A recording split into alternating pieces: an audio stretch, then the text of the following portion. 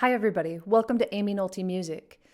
Musical trends come and go, and sometimes they return after a while because music will always look to the past as it moves toward the future. But there are some trends that faded out that likely will never return. About a year ago, I started listening closely to music from the 50s and keeping a list of everything I heard that sounded unique or strange or odd to me. I've got an hourly bunch of coconuts.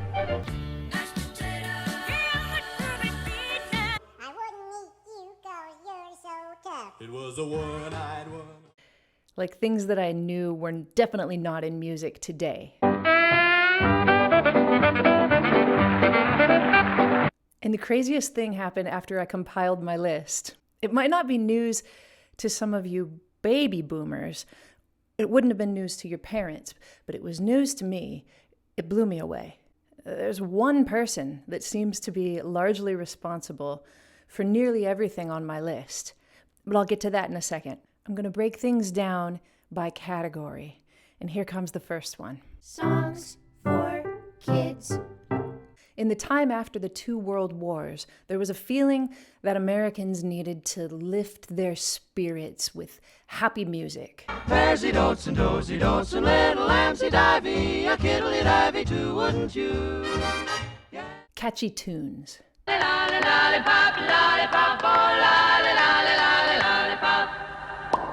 unlikely trend caught hold that embraced the juvenile.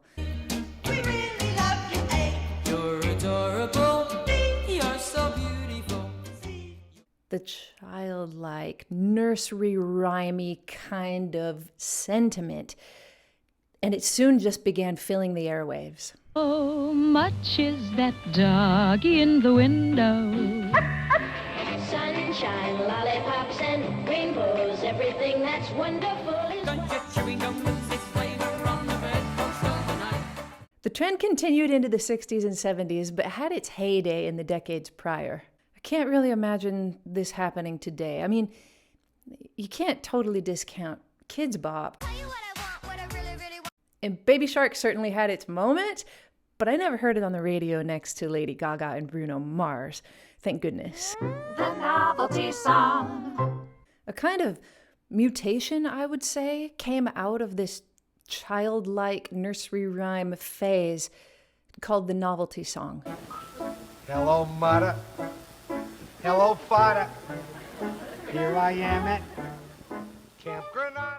Oftentimes a type of gimmick would be used to catch people's attention or to be memorable. You're so tough. It was a one-eyed one, horn flying purple people eater, one-eyed one. Or to make people laugh. Why is everybody always picking on me? It was an itsy-bitsy teeny-weeny yellow polka dot bikini.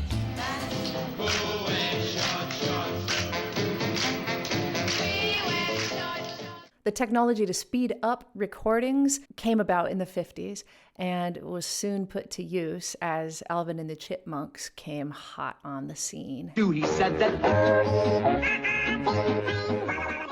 Even Frank Sinatra was made to sing a few novelty songs that he did not want to sing, but more on that later.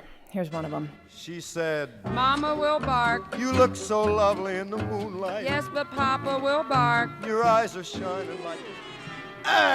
So you're the air Dale that's been keeping me daughter out late every night, huh? The novelty song slowly faded away, I would say, but hung on through the 60s. They're coming to take me away, ha-ha. They're coming to take me away, ho-ho, hee-hee, ha-ha. And into the 70s, much thanks to Ray Stevens. He's just as proud as he can be of his anatomy. And I'd say that Weird Al took it right into the 80s and 90s and beyond. But I kind of doubt we'll see many songs, novelty songs, on the top 40 in the coming years. Having said that, I do remember... Open Gangnam Style. And... What does the fox say? You put the right beat behind a gimmick and you never know. Never say never, I guess. Which brings me to my last point about this light-hearted, gimmicky Music intended to make the listener giddy with unshakable earworms. I don't think that we in 2021 look to the radio or to our music streaming services for this kind of entertainment anymore. We've got other platforms for that. If we want to laugh, we'll likely go to YouTube or TikTok or Instagram. And I mean, the times change. Son, me a name I call my. Welcome to the internet. Have a look around. The need for comedy will always exist inside of people. It'll just get fulfilled in different ways, I think.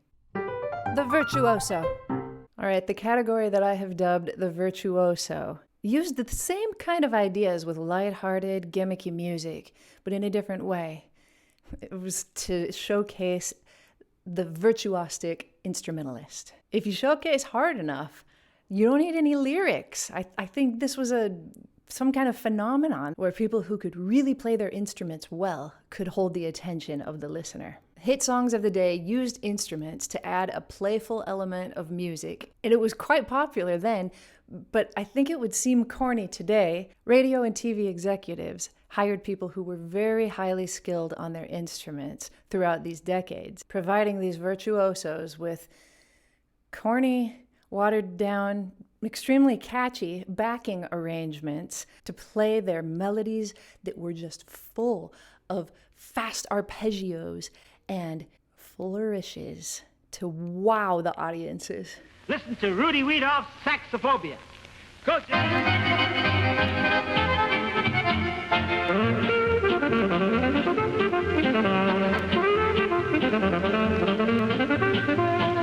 And how about Dave Baby Cortez on the happy organ?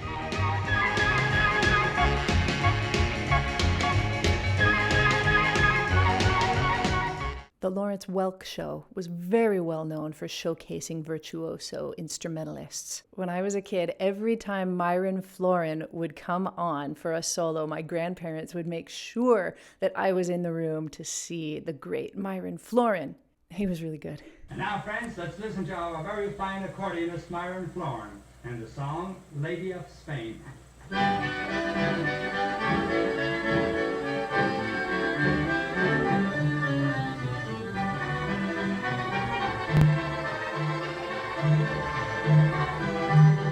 Not to mention Joanne Castle, otherwise known as Piano Lady.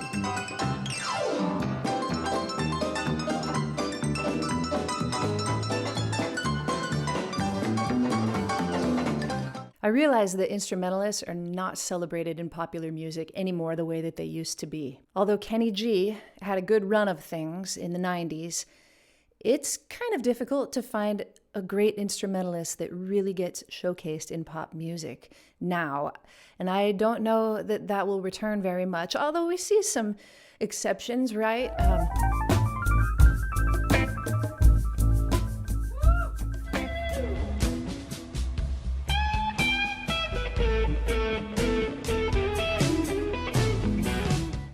But I think mostly with video, TV or YouTube, and I don't know if we'll end up hearing extended solos back on the radio ever. We'll see. The Disney chorus. The sound of a chorus in harmony, or even many voices in unison, was really prevalent, especially during the 40s and 50s. Out of the woods, you're out of the dark, you're out of the night. Step into the sun, step into the light. Singing groups were quite popular, both as featured artists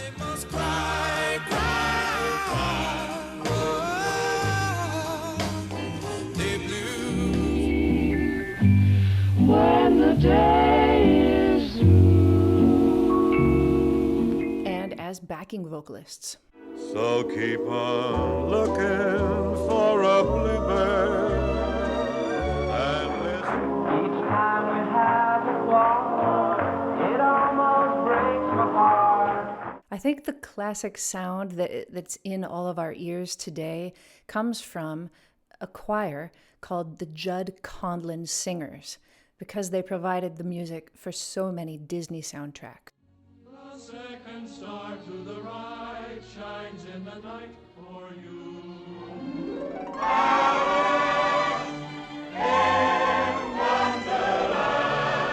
This female and male choir sound was extremely popular, but so was the entirely male choir sound. Well, female too, but the male choir, the men's chorus, can be heard all throughout the 50s. You could hear it in Elvis's backing singers and many different men's backing singers, as well as in more Disney films. Born on the mountaintop in Tennessee, green estate in the land of the free. Out of the night when the moon is bright, comes a horseman known as. Just sit right back and you'll hear a tale of a fateful trip that started from. And 60s folk music. Where have all the young men gone? Long time past. The idea of vocal groups at the forefront of pop music has taken many forms throughout the decades. From the Four Freshmen, to the Supremes, to Boyz II Men, to BTS. I think we still have a soft spot in our hearts for vocal harmonies. Just less Disney-fied. I personally have a soft spot in my heart for that sound, though. I can't think of another musical element that is so just rich in nostalgia, for me at least. Military vibes. Another trend I noticed in my listening to 50s music was that a lot of the hits had this military-esque vibe to them, whether in the lyric or in the orchestrations, usually in some form of a march cadence being driven by a snare drum. I got me 10 fine toes to wiggle in the sand, lots of idle fingers snap to my. There's a yellow rose in Texas that I am gonna see.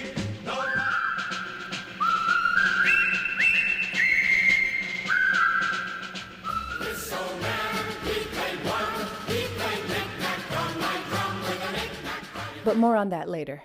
Fake accent songs. One last trend that I kind of hesitate to mention, but I'll talk about briefly, is the novelty song that brought parodies of different ethnicities and cultural musical styles to the forefront during these decades, the 50s in particular. Origins of this type of music can be traced maybe further back, but the first one I came across was Louis Prima in the 40s, singing in an Italian accent with nonsensical lyrics at times. Here's an example on this track, Luigi. There's a fella named Luigi, he comes from Italy. I wanna be like Luigi cause he's always got money. There was definitely a mambo craze going on in the United States during the 1950s, but some mambos and other Latin musics were definitely performed more authentically. They call me Cuban Pete. I'm the king of the rumba beat. When I play the maracas, I go tick, ticky, boom, tick, tick. Papa loves mambo. Mama loves mambo. Than others. Hey, senor, why you not play a happy song, huh? Mañana is good enough for me. My mother's always working. She's working very hard. Apple, a plum, and a pomegranate do I? Come on to my house, come on, come on. Not necessarily in the best taste. A flood of stereotyping along gender and racial lines occurred during these decades in music. And we can actually find countless examples of performers doing fake accents or accents that are not of their own heritage, all the way into the 80s and 90s and probably beyond if we keep looking. But they're there, and it has happened, and I don't know, a lot of music has been made from it. I do have another video along these lines if you'd like to explore this further that goes deeper into this idea. It's called Why Do Pop Singers Sound So Weird? Peggy Lee was criticized when she wrote Mañana about a Mexican vacation that she took. But she always held that it was written with a respectful spirit about a beautiful vacation that she had. And Rosemary Clooney put up a big fight about singing in an Italian accent to sing Come On in My House in 1951, but in the end relented on the threat of being fired from her new gig at Columbia Records, thanks to Mitch Miller. It became the hit that launched her career, actually. Mitch Miller. By now, you have heard me make several references to Mitch Miller, thanks to my friend Justin, who told me that I needed to research Mitch in order to make this video. He was right. It turns out that Miller had his hand in every single one of these trends that I had just arbitrarily made a list of. And as I researched, his name just kept coming up everywhere. It was kind of crazy. Mitch Miller was an accomplished oboe player who can even be heard on the record Parker with Strings, who came to work at Mercury and later Columbia Records as an A&R man. He was nicknamed the Artistic Czar and was responsible for the careers of Tony Bennett, Rosemary Clooney, Joe Stafford, Johnny Mathis, Doris Day, and many more. He was also the guy who signed Mahalia Jackson, Aretha Franklin, and Errol Garner to Columbia Records. He had a strong aversion to rock and roll and went to great lengths to keep it off of the label. And he's directly responsible for Frank Sinatra recording what are considered to be the worst songs in his catalog. Take a mip-map-mop and a brim-bram broom and clim-clam clean up the rim-ram room. His early work at Columbia Records is just riddled with childlike songs, novelty songs, military-y kind of songs, fake accents kind of songs, instrumental virtuoso kind of songs, and most notably, the choir kind of songs that I talked about. Most often, huge choirs full of white men, even some famous white men at times. Notice a young Johnny Carson. Every bell in the steeple is ready to ring. And look, it's Bob from Sesame Street. Darling, I am growing old. What a voice. Mitch Miller had a successful TV show that ran on and off until about 1964 with the express purpose of getting the audience to sing along with the singers on camera to old familiar kinds of songs that would, I don't know, bring them the warm, fuzzy feelings of yesteryear. If you've ever seen a sing-along kind of video with the lyrics scrolling by at the bottom and a bouncing ball going over the top of them, then you have felt the effect of Sing-Along with Mitch. I found a lot of episodes online. I've watched a lot of Mitch Miller in the last few days, and I noticed other trends that I don't talk about today. You can look for yourself and see what those trends might have been. I kind of think it's best that we leave them be. One of the singers that got her career launched through Mitch Miller was Leslie Uggams. And she said that Mitch was a his way or the highway kind of guy, and that rubbed a lot of people the wrong way. She personally didn't have a problem with it, but Frank Sinatra did, Rosemary Clooney did, and I also read that Tony Bennett did. I guess he rubbed a lot of people the wrong way, including teenagers growing up in the 60s and the 70s who just thought that this kind of thing that their parents put on was corny as heck. But at the same time, he was responsible for launching a lot of careers and making a lot of hits. Much to the dismay of those boomer teens growing up in the 60s, all full of their angst and everything, the Lawrence Welk show just paralleled the Sing Along with Mitch show. It started even earlier than it, and it lasted much longer, keeping all of these trends alive even into the 80s. Oh, and I forgot to mention, guess who a very large sponsor for the Sing Along Mitch show was? It's coming again by popular demand for everyone everywhere to see again.